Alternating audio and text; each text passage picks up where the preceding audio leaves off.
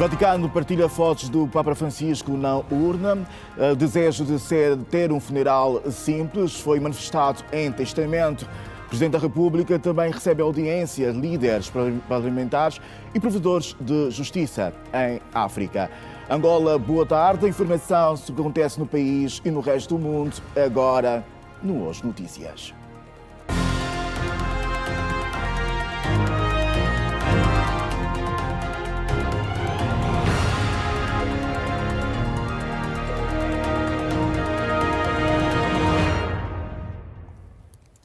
Novamente, boa tarde, Angola. Vamos acompanhar nesta primeira parte as reações à morte do Papa Francisco. Acompanhe. Depois de confirmada a morte do Papa Francisco, aos 88 anos, os líderes religiosos e fiéis de todo o mundo uniram-se em vigílias e prestaram homenagem ao líder máximo da Igreja Católica. Externação, pela sua ausência definitiva, digamos, aqui entre nós, este meio. Um lado é isso, por outro lado, sentimentos também de esperança e de alegria, vendo também de ação de graça e agradecimento por tudo aquilo que o Papa fez, enfim, a sua vida, o seu ministério como Papa, e depois, enfim, os vários aspectos da vida social, da família que ele tocou, empenhou-se, enfim, foi um verdadeiro pastor, digamos, da Igreja Universal. Em Angola, o cenário não foi diferente. Os líderes religiosos manifestaram-se consternados pela morte da mais alta figura da Igreja Católica. Papa Francisco deixou-nos um bom exemplo como pastor da Igreja Universal, atento a cada pessoa e desejoso de dar apoio a todos os que seguem Jesus. Com a questão da Palestina, com a questão do Sudão, com a questão que temos agora aqui na região na região oriental do Congo Democrático. Portanto, a questão da paz foi preocupação sempre de todos os papas. E o Papa Francisco, nesse sentido, empenhou-se e não deixou de fazer apelos para que aqueles que são os grandes decisores, aqueles que têm a capacidade de influenciar nas grandes decisões para o fim desses conflitos, fizessem o que fosse possível para que a paz e a serenidade voltasse a tomar conta da vida das populações destes lugares. A mais alta figura da Igreja Católica ficou conhecida também pela sua defesa a favor da paz, criticando qualquer tipo de conflito e apelando ao diálogo e à justiça. Tive em contato direto no 2 de fevereiro, festa da vida religiosa, da vida consagrada há 2 anos em Roma. Sim, tive grande sorte de estar lá. Sim. É um homem que é pela sua personalidade, que é simplicidade, que não se nota nenhuma diferença, nem de deslocar-se de um lado porque um status que ele, sendo Papa. Não, ele sabia conversar com os miúdos pequenitos, sabia conversar com os mais velhos. Batizado como Jorge Mário, o bispo argentino nunca sonhou em ser o líder da Igreja Católica e fê-lo com rigor, e os que tiveram o privilégio de conviver com o Papa lembram do seu legado. De facto, toca a vida, toca a paz, toca os pobres, e ouvirmos que ele partiu, ficamos com esta sensação de que partiu com missão cumprida, tanto mais que parte na segunda-feira da Páscoa, e ontem ele mesmo ainda passou pela praça de São Pedro, e tudo aquilo para nós é uma profecia, para nós é uma graça, para nós é de facto Cristo que passou e que passa por nós através dos acontecimentos. O Santo Padre, Papa Francisco, deixou expressa a vontade de ter um funeral simples em testamento, e também hoje foram divulgadas as fotos do Papa na urna. Acompanhe. A urna com os restos mortais do Papa foi fotografada dentro da capela durante a cerimônia de falecimento na residência de Santa Marta, moradia do Santo Padre. O caixão foi ladeado por 2 guardas. numa cerimônia que contou com vários cardeais que já chegaram à Santa Sé. O Papa Francisco, que morreu nesta segunda-feira, vítima de um acidente vascular cerebral, vai ser enterrado neste sábado, segundo informação divulgada pelo Vaticano. Sobre a cerimônia, o Papa deixou expresso num testamento o desejo de como quer que esta ocorra, sem alguns dos vários ritos habituais, como o uso dos anteriores 3 caixões, por exemplo, um de madeira, um de chumbo e ainda outro de carvalho. O Papa deixou o desejo de ter os seus restos mortais a repousarem na Basílica Papal de Santa Maria Maior, onde esperará pelo dia da ressurreição. No testamento divulgado pelo Vaticano, o Santo Padre pediu que o seu túmulo fosse no chão, sem decoração e com uma única inscrição: Franciscus.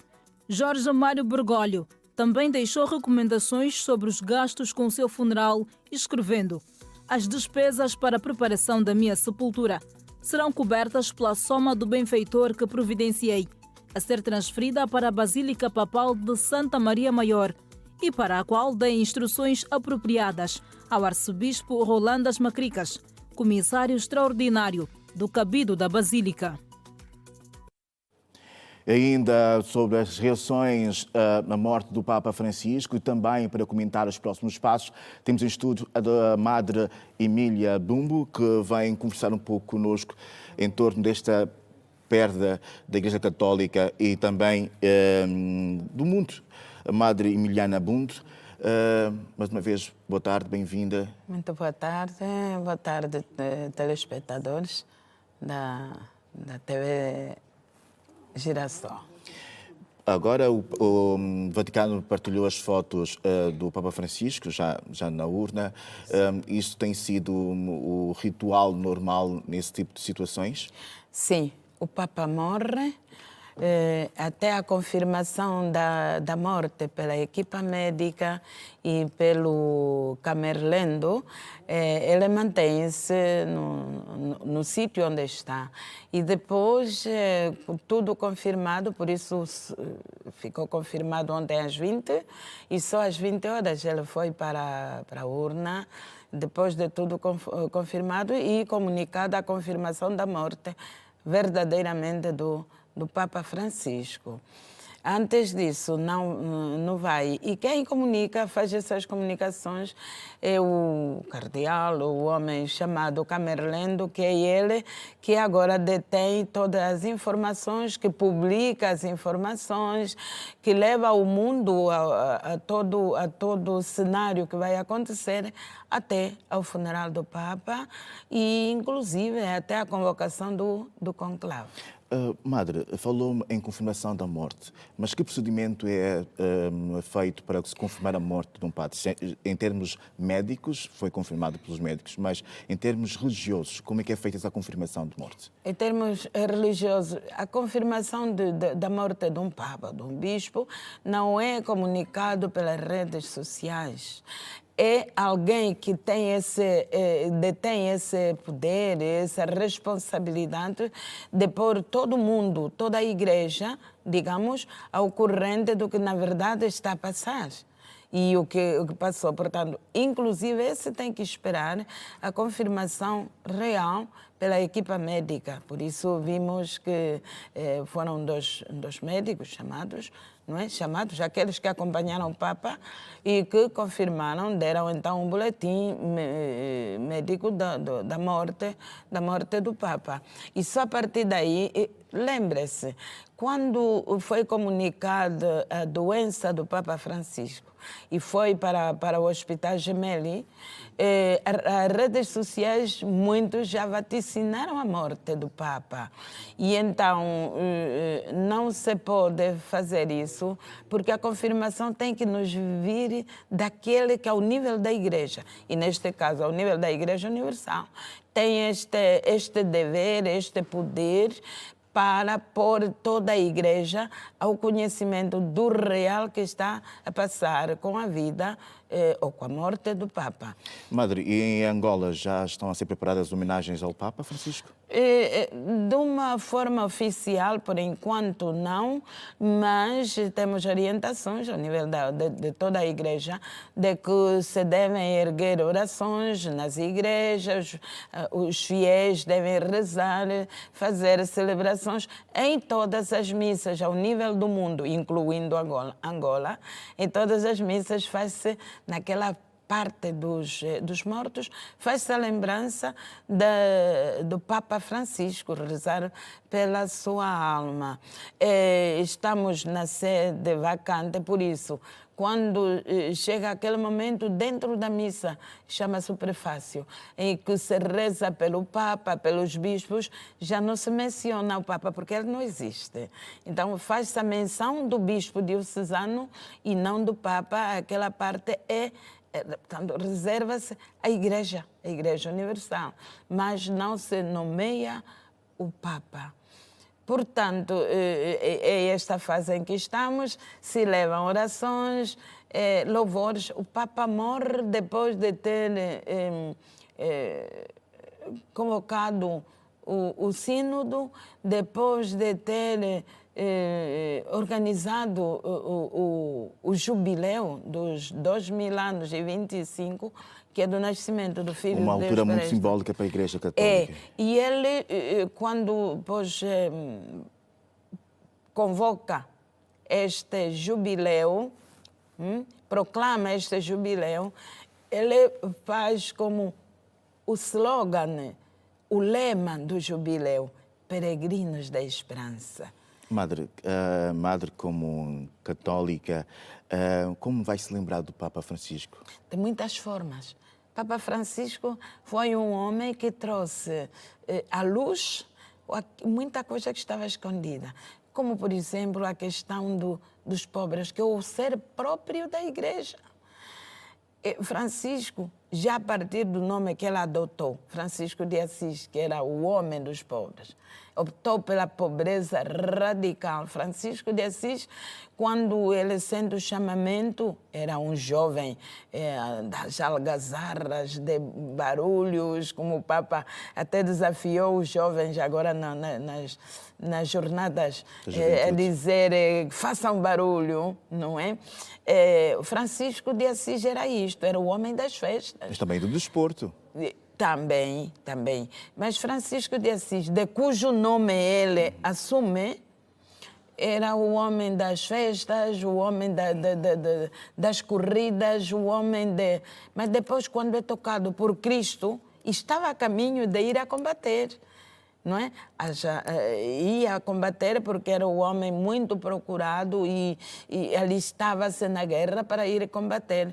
E todo mundo queria que ele fosse o melhor, e o seu pai queria que fosse o melhor cavaleiro. Agora, foi divulgada a informação de que o Papa manifestou, no caso, o desejo de ter um funeral simples. Simples, justamente. O que seria um funeral simples para a Igreja Católica? Para a Igreja Católica, no que se refere aos papas, é justamente ficar, como ele pediu no seu testamento, ficar numa urna simples. Não de chumbo, não é? Ficar na urna simples, ter um funeral simples, ser enterrado. Os papas normalmente ficam na Basílica de São Pedro. Lá tem as suas galerias, onde ficam os papas todos. Este marcou a diferença por tudo quando fez. Quis ser enterrado como um homem simples. Agora, Madre, já saíram algumas possíveis listas de sucessores ao Papa Francisco. Dentre essas listas, um nome que também está a ser muito comentado é do representante, o arcebispo do Congo Democrático, que teve um papel muito, digamos, determinante na oposição de algumas medidas de reforma que o Papa Francisco teve nos últimos tempos. Será que há a possibilidade de termos um africano neste cargo? Não é impossível, mas tudo depende do Espírito. Sabe que estas coisas exigem muito a presença do Espírito Santo. É um momento que exige, quer dos próprios cardeais, digamos, papáveis, sabe? São 137 os papáveis. Os outros, já que têm 80 anos, já não vão ao conclave. Portanto, exige sacrifício, muita oração, muita penitência e muita oração mesmo, a pedir o Espírito de Deus que seja Ele a mover isto. Não só por parte dos cardeais, mas de toda a Igreja. Neste momento, estamos a rezar, agradecendo a pessoa do Papa Francisco por tudo que ele fez pela Igreja, pelo mundo. Mas também estamos a rezar que aquele que vier não será literalmente um Francisco, mas terá que seguir vários caminhos abertos para Francisco e não concluídos.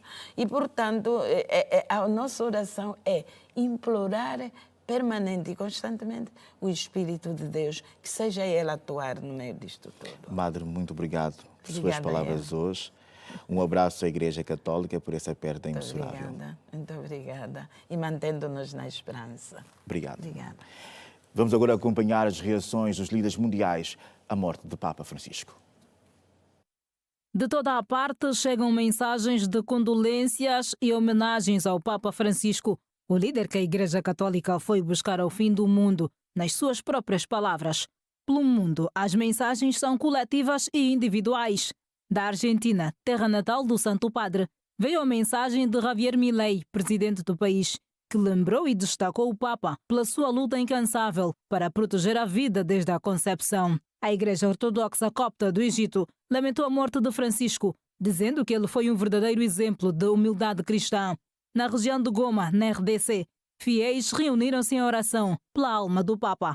Representantes de instituições internacionais também expressaram pesar. A presidente da Comissão Europeia, Ursula von der Leyen, falou do Papa como alguém que inspirou milhões, muito para além da Igreja Católica, com a sua humildade e amor tão puro pelos menos afortunados. O presidente do Conselho da Europa, Alain Berset, teceu elogio à inabalável clareza moral de Francisco. Tedros Adhanom Ghebreyesus, o diretor-geral da Organização Mundial da Saúde, afirmou que a voz de Francisco era humilde, mas poderosa e cheia de sabedoria. Da Casa Branca saíram votos de que a alma do Papa descansasse em paz. Ainda dos Estados Unidos, o ex-presidente norte-americano Barack Obama considerou o sumo pontífice um raro líder. O primeiro-ministro do Canadá, Mark Carney, disse que o legado ético e espiritual do Papa Francisco vai moldar a nossa consciência coletiva durante gerações. O presidente interino da Coreia do Sul, Ahn Duk-soo, disse que Francisco transmitiu uma mensagem de amor e solidariedade à humanidade. O primeiro-ministro da Estónia, Kristen Michel, afirmou que o Papa Francisco foi um defensor incansável da paz, da dignidade humana e dos mais vulneráveis entre nós. O chefe de Estado do Chile, Gabriel Boric, enfatizou o esforço genuíno do Papa para aproximar a Igreja das pessoas, num mundo onde a espiritualidade parece ter ficado para segundo plano. Reações, igualmente, foram enviadas da Grécia, Lituânia, México, Letônia, Peru, Bolívia, Sérvia, Montenegro, Croácia e de várias outras partes. O plenário do Conselho Nacional de Obras Públicas esteve reunido no início desta semana, na sua segunda sessão ordinária, que juntou diversos promotores imobiliários. O encontro foi orientado pelo Ministro de Estado para a Coordenação Económica, José de Lima Massano, e abordou questões relacionadas com a articulação dos setores público e privado em termos de atuação face à realidade atual do mercado.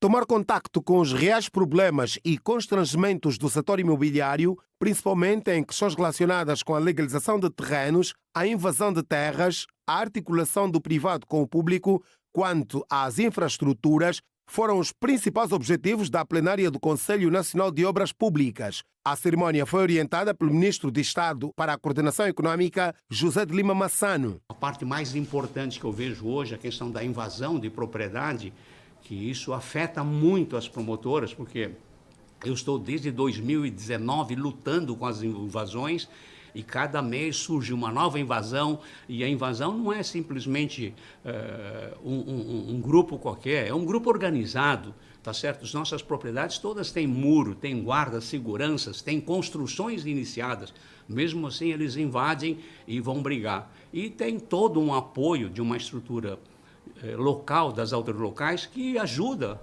com que eles possam ter vantagem dessa invasão, né? Como eu disse bem anteriormente, nenhum empresário vem para esse país para tentar contribuir, para tentar trabalhar, vem de forma ilegal, né? Eles pagam os seus impostos, pagam os seus terrenos, registram, pagam a sua CISA, mas aquele que é invasor tem todo o direito e nós que estamos dentro da lei não temos. A aprovação de um conjunto de planos, nós falamos aqui da aprovação de um Plano Nacional de Infraestruturas, um Plano Nacional de Requalificação e Conservação de Infraestruturas e também falamos do Plano Nacional de Ordenamento de Território.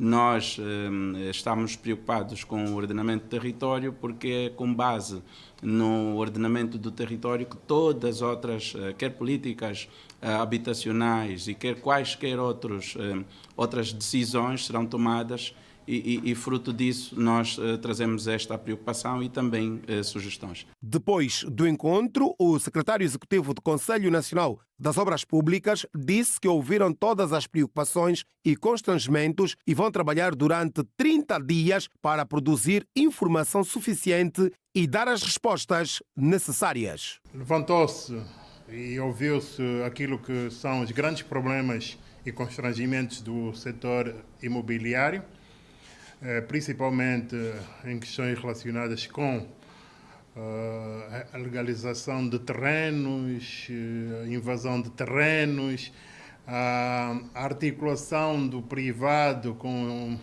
o público em relação às questões relacionadas com as infraestruturas. Estamos a falar principalmente da água, energia, acessibilidades. Então, todas essas questões foram retratadas. O Conselho ouviu todas essas preocupações e constrangimentos e ficou decidido, então, orientação do Ministro de Estado, criar-se uma task force para trabalharmos nestes 30 dias para produzirmos informação suficiente para voltarmos a discutir daqui a 90 dias para ultrapassarmos, então, essas questões. Empresas de vários setores de Dubai que atuam em Angola estão reunidas num fórum de negócios aqui em Luanda para discutir elementos-chave das trocas comerciais e oportunidades de negócios entre Angola e os Emirados Árabes Unidos. O nosso colega Horácio Bapolo acompanha a sessão e traz outros dados. Bapolo, boa tarde. É consigo agora.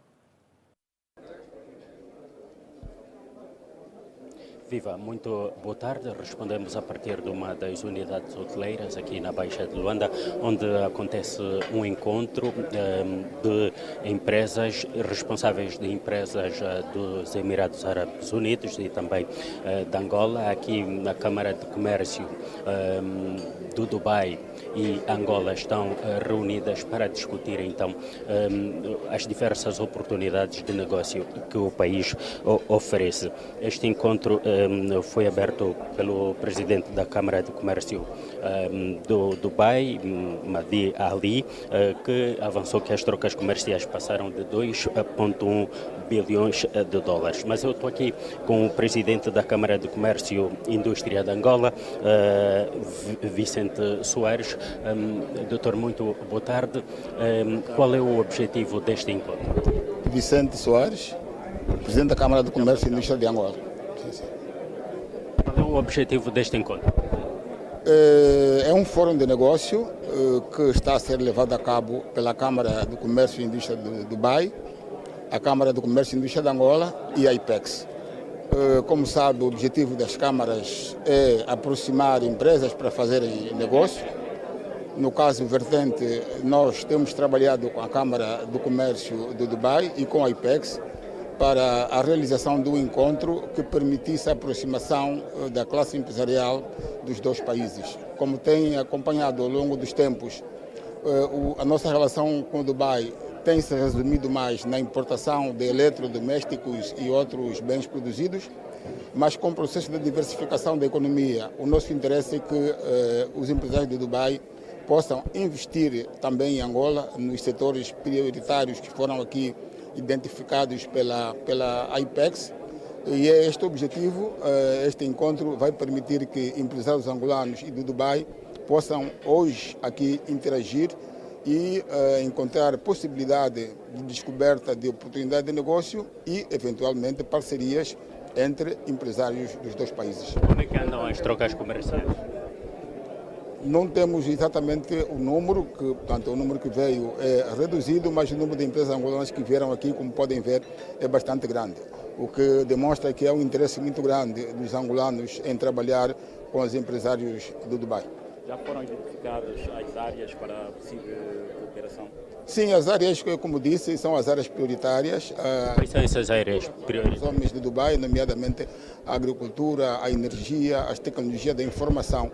Sabem que os países do Golfo têm também como fonte principal das suas receitas o petróleo, diversificaram a sua economia e neste momento estão focados em países onde haja recursos naturais, onde haja terras aráveis para poderem fazer a produção e exportar para os seus países respectivos ou para outros países. Portanto, é nesta vertente que nós vemos esta parceria. Nós temos uma terra rica, temos rios, temos terras férteis, temos todas as condições para desenvolver. Precisamos do capital financeiro para que os empresários possam levar avante os seus investimentos. Temos consciência do esforço que tem sido feito, quer pelo governo, quer pelo setor privado, para arranjar os financiamentos para as empresas, mas, como sabem, a situação econômica mundial e particularmente do país não é muito boa, daí que é necessário atrair outro tipo de investidores que possam contribuir para este desiderato. Muito obrigado. Eram palavras de Vicente Soares, presidente da Câmara de Comércio e Indústria de Angola, aqui a avançar sobre os objetivos deste encontro. Vale lembrar que vai ser assinado um acordo de relações comerciais entre a Câmara de Comércio e Indústria de Angola e do Dubai, e também porque o Dubai trata-se de um país com várias potencialidades. Só para termos uma ideia, tem mais de 150 destinos e ligações aéreas. São esses os dados que podemos avançar por enquanto, sendo que outros detalhes nós voltaremos a trazer nos próximos serviços de informação da Rede Girassol. Boa tarde. Boa tarde, Bapolo. Obrigado por essa partilha. O Presidente da República recebeu em audiência provedores de justiça no Palácio Presidencial. Essa audiência foi concedida pelo chefe de Estado angolano para estes provedores de justiça e mediadores também africanos. O nosso colega Alberto Capitão atualiza essa informação. Alberto Capitão, boa tarde. É consigo.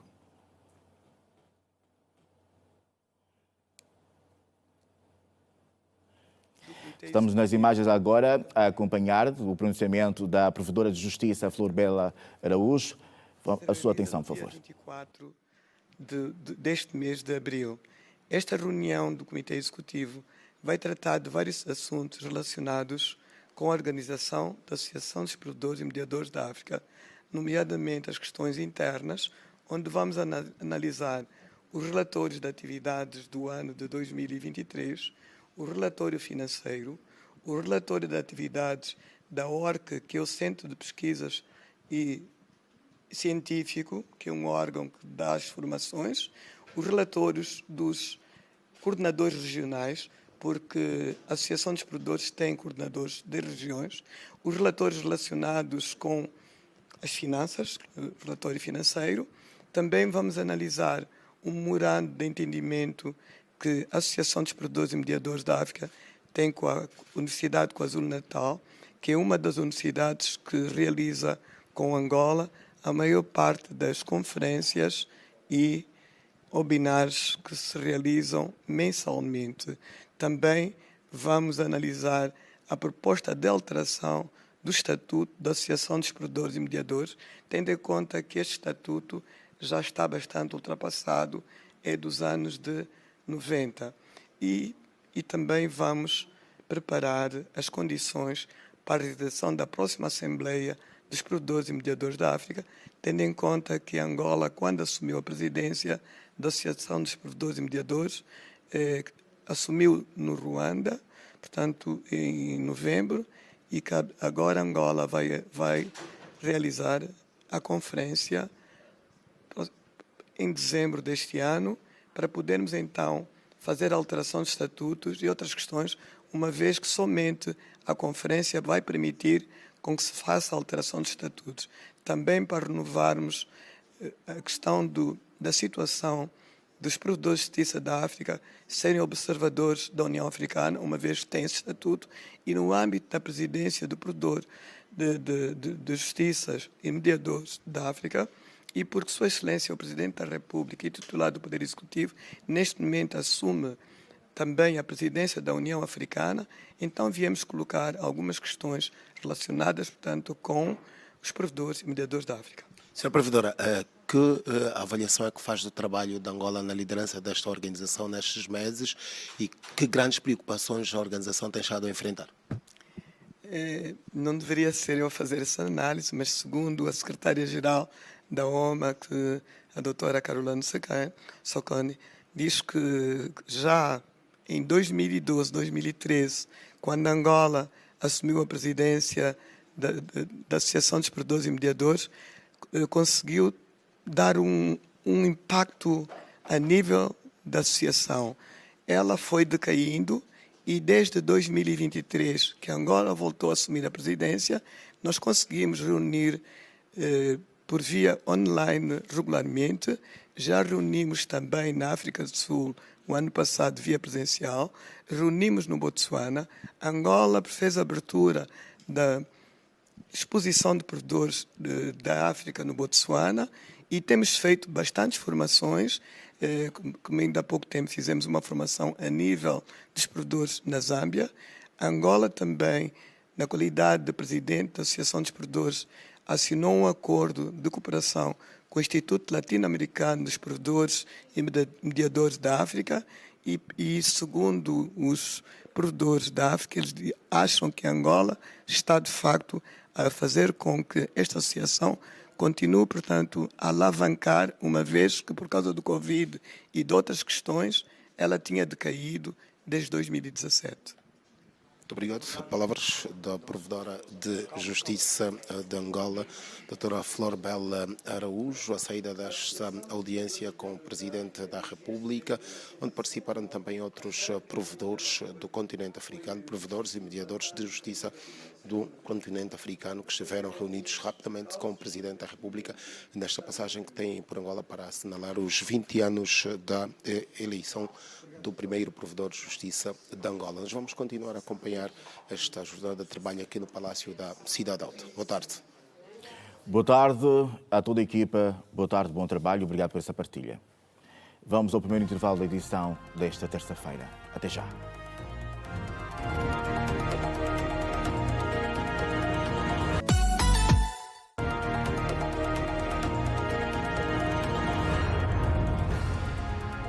Seja bem-vindo de volta. Renovados votos de boa tarde. Com vista a garantir a melhoria das condições de escoamento das águas pluviais e prevenir alagamentos na via, a boa tarde. É consigo o desenvolvimento desta informação. Boa tarde, Adilson Garcia e a toda a audiência da Rede Girassol. Respondemos a partir do bairro Ndala Muleba, mais concretamente na Estrada Nacional 100, onde a Administração Municipal do Hoje Ainda efetua uma visita de constatação com vista a garantir a melhoria das condições de escoamento das águas da chuva e também prevenir o alagamento na via através do trabalho de macro-drenagem e também através da retirada das águas paradas. Mas para mais informações, nós vamos à conversa com o administrador para a área técnica aqui do município, Joaquim Melo. Muito boa tarde, está em direto para a Rede Girassol. Nesse exato momento, quais são os pontos que vão ser constatados? Muito boa tarde. Neste momento, os pontos que vão ser constatados, estamos aqui na Estrada Nacional 100, onde foram identificadas 32 caixas de coletores e também já trabalhamos na Estrada 7ª Avenida e também do Hoje Ainda, na qual foi feita a sucção das águas paradas e também a limpeza de alguns coletores e sarjetas. Que benefícios é que essa retirada dessas águas da macrodrenagem, o trabalho que está a ser feito aqui na Estrada Nacional 100 pode trazer para os municípios, uma vez que ainda estamos em época de chuva? Muito bem.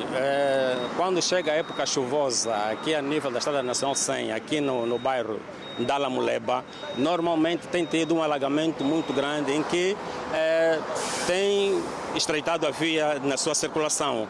E, entretanto, com o trabalho que está a ser feito aqui neste momento, com a obstrução dos coletores e das sarjetas, vai permitir maior mobilidade a nível do trânsito aqui nesta via. Então é uma zona crônica, digamos assim, em época de chuva? Com certeza, é uma zona muito crítica e, como vocês podem constatar, as caixas estão todas cheias de resíduos. Esses resíduos interrompem a circulação das águas. Entretanto, neste momento foram feitos aproximadamente mais de 25 carregamentos com o carro de sucção a nível das sarjetas e a nível das águas aqui, as águas paradas, e também foram feitos trabalhos de desobstrução com meios, vamos assim, por os homens, com o apoio da empresa UTGCL. Também tivemos a participação de uma empresa da Endove e com os técnicos da administração da área de saneamento. Estamos aqui todos para poder então melhorarmos esta situação da desobstrução dos coletores e sarjetas. Muito obrigada. Foram então as palavras do administrador para a área técnica aqui do município do Rojaenda e o trabalho que está a ser realizado a nível da Estrada Nacional 100, o trabalho de macro-drenagem que visa melhorar o escoamento aqui das águas, principalmente nessa época de chuva. Isso é tudo que nós podemos avançar de momento e voltamos nos próximos serviços noticiosos. Boa tarde. Boa tarde, Vinícius. Obrigado também por essa partilha. O Ministério da Administração do Território, em parceria com os departamentos ministeriais encarregues pela preparação e organização das condições administrativas, humanas e materiais indispensáveis pelo funcionamento dos órgãos e serviços da administração local do Estado nas novas províncias do Quanto, Icolibenco e Mochico-Leste, realiza o workshop de validação das opções de planos urbanísticos para as sedes das novas províncias. A acompanhar este evento está a nossa colega Emília Pascoal. Emília, é consigo agora. Boa tarde.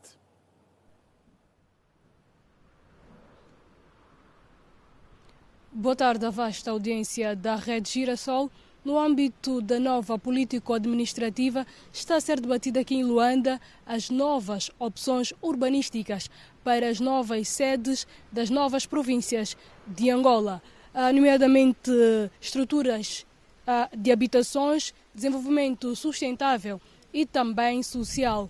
Na ocasião, o administrador do Quando, Lúcio de Amaral, disse que para o desenvolvimento da sua província, o principal fator estão nas estradas. Acompanhe. Para se levar o turismo àquelas terras recônditas da província do Quando, é necessário, em primeiro lugar, que hajam infraestruturas rodoviárias e viárias. E é aí onde assenta a nossa grande e primeira prioridade. Agora, as outras questões vêm a montante. Será necessário primeiro desenvolvermos as estradas para depois levarmos o desenvolvimento para essas províncias. Para que vocês tenham uma noção do quanto as estradas fazem falta e são necessárias.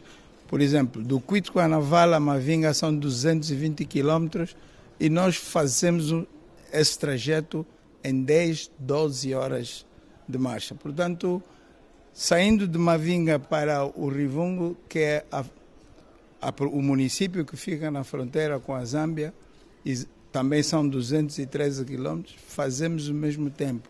Sem falarmos se tivermos que ir para o sul, para a fronteira com a Namíbia, que são 20, 22 horas. Portanto, as estradas para nós são cruciais. E, logicamente, que não, quando pensamos em estradas, também estamos a pensar noutros setores da vida, tanto social como econômica da província. Por exemplo, para termos educação, para termos saúde, para termos uma agricultura desenvolvida, precisamos de levar lá as infraestruturas, precisamos de levar para lá os equipamentos, precisamos de levar para lá o capital humano que é fundamental e necessário para que isso se possa desenvolver.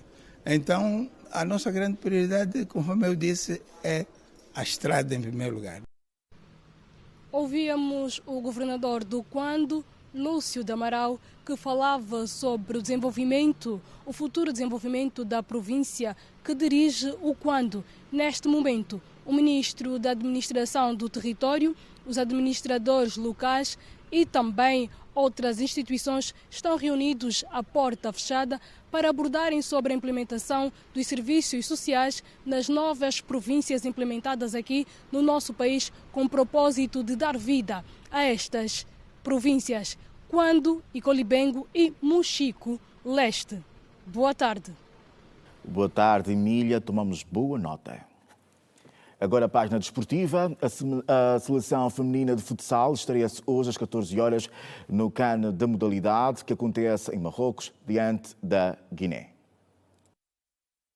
Inserida no grupo B do Campeonato Africano de Futsal, a seleção nacional começa a luta pelo primeiro título quando forem 14 horas. O conjunto da Guiné será o primeiro adversário de Angola durante a conferência de imprensa de antevisão ao jogo. O treinador da seleção de todos nós, Henrique de Rosário, garantiu que o grupo está pronto para o jogo de mais logo. Nós viemos mostrar aquilo que nós temos feito no nosso país a nível de futsal feminino, que não foge muito daquilo que é o futsal masculino. Nós somos lá e que tange muito naquilo que é a defesa da nossa pátria e bem representada.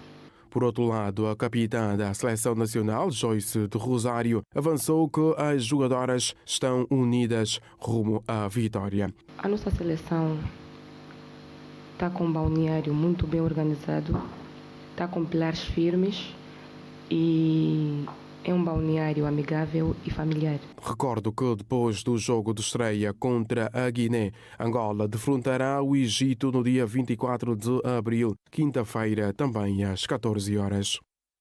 Manuel Benson e Barlin estão de regresso à Liga, o centro da discussão. E o nosso colega Ernesto Jaime tem mais detalhes. Vamos ao encontro do Ernesto Jaime. Ernesto, boa tarde. É consigo agora.